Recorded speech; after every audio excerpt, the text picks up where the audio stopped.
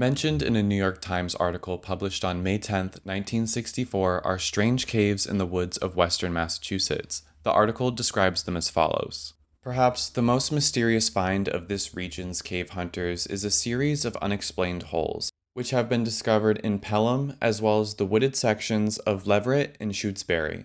The holes are known as Druid caves, monk caves, or beehives.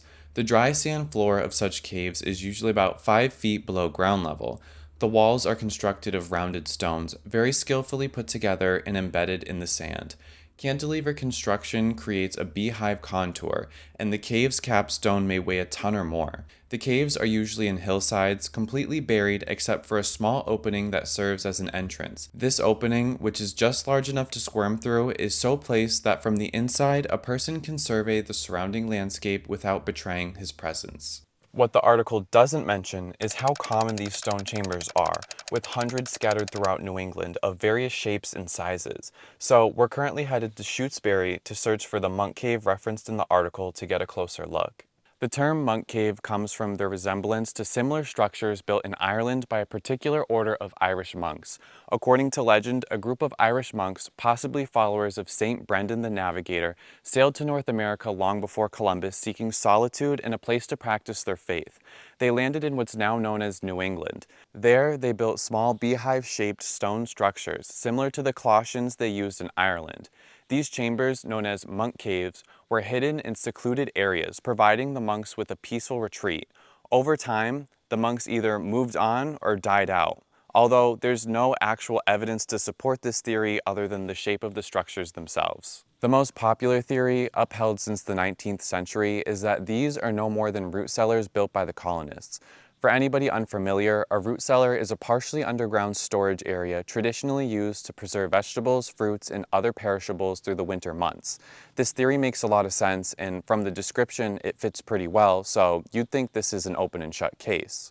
However, it wasn't until the mid-20th century that a re-examination of these stone chambers by archaeologists and amateur historians suggested that the structures may be pre-colonial and have ties to Native American heritage, possibly used for rituals, ceremonies, or calendrical purposes. It should be just right up this road over here on the right. Let's start by exploring some of the less concrete evidence. With there being so many of these chambers, I would like to focus on the most hotly debated structures, which are these beehive-shaped constructions that use a corbelled dome technique. In this method, each successive layer of stones is slightly narrowing the space until the top can be capped with a single larger stone or a smaller set of stones. This creates a beehive-like shape, which is both strong and self-supporting without the need for mortar. Typically, root cellars of this time were much simpler, holes dug in the ground, lined with stone, wood, or brick. The roofs were usually made out of wood and covered with earth as a simple, practical way to store food. This type of stonework could suggest that there is a much more significant purpose, a ritualistic or ceremonial one. However, it is worth noting that this design was used for root cellars, although significantly less common. This brings me to another piece of evidence, the entryway. These monk caves have a small opening or even an igloo shape where the passage entry is narrow. You would imagine that for a root cellar, you would want to have a larger opening to move things in and out.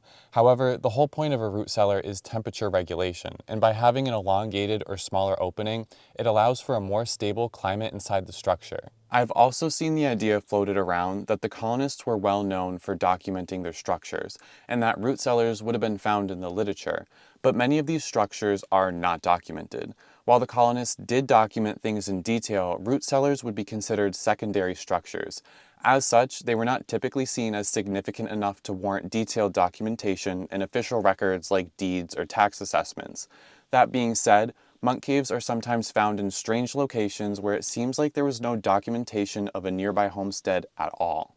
Let's now hop over to a different stone chamber. This one's located in Upton, Massachusetts. This stone chamber has been the center of some significant research and controversial debates surrounding the stone structures, and this is for one of two main reasons.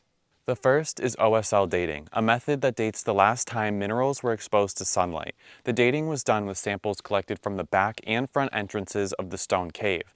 The estimated age ranges is between 1350 AD and 1625 AD, suggesting that this could have been constructed even prior to Columbus arriving in the New World, and at the very least was built over 100 years before the town of Upton was even established in 1735. The second reason is that the site is astronomically aligned to the Pleiades star cluster. Authors and archaeoastronomers James W. Maver Jr. and Byron E. Dix studied the site, discovering that the chambers align with the summer solstice in the Pleiades, particularly in 710 AD. They found that Alcyone, the brightest star of the Pleiades cluster, aligns with two cairns on Pratt Hill nearby when viewed through the narrow entrance of the chamber. A cairn is a human-made stone pile usually used as a marker or to signify a burial ground. This alignment, along with the presence of the 7 stone mounds on Pratt Hill representing the 7 sisters of the Pleiades, could suggest that the site predates European settlement.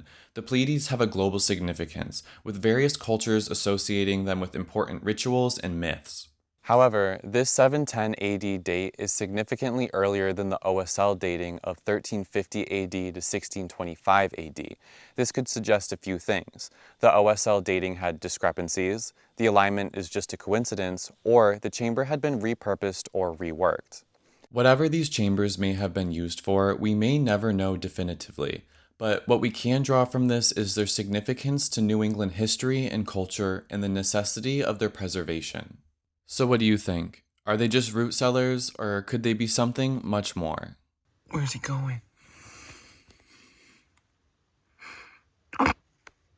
Bro just sacrificed himself.